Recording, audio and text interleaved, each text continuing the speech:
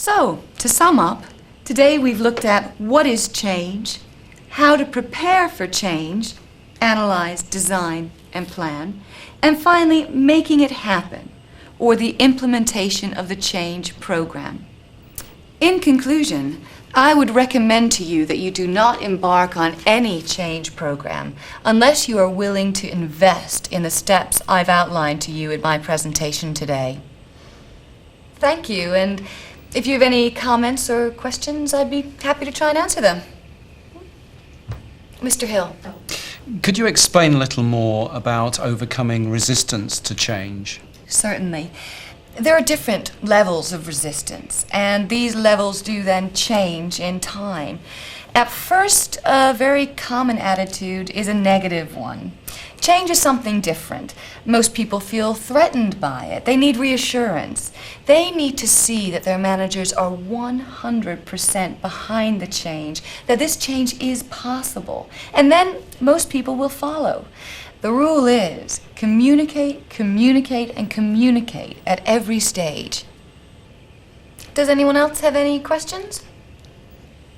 Yes, I have two questions. Firstly, well, what happens if the plan fails? And secondly, what time span, in your experience, should we expect in an organisation of our size? Well, perhaps I can answer the second question first. The time frame does depend on two factors. Firstly, the resources earmarked for the project, and secondly, senior management commitment. Now, in my experience, a project of this size could take anywhere between 3 and 5 years. Your first question is rather more difficult to answer, as that would depend on what you would accept as a success and what you would consider to be a failure, and that's really the subject of a whole other presentation. And as we have rather limited time today, I'd rather not get into that at the moment. Any other questions? Yes, I found your presentation very informative, but I didn't really think that it addressed some of the major staff difficulties, challenges that I think our organisation will face when we decide to go ahead with our change programme.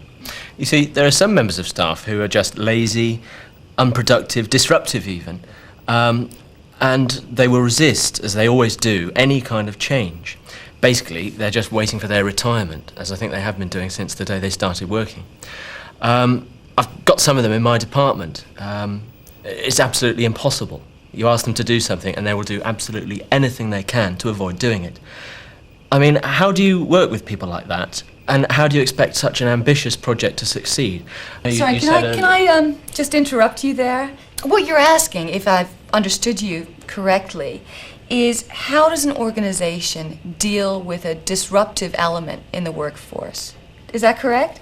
Yes.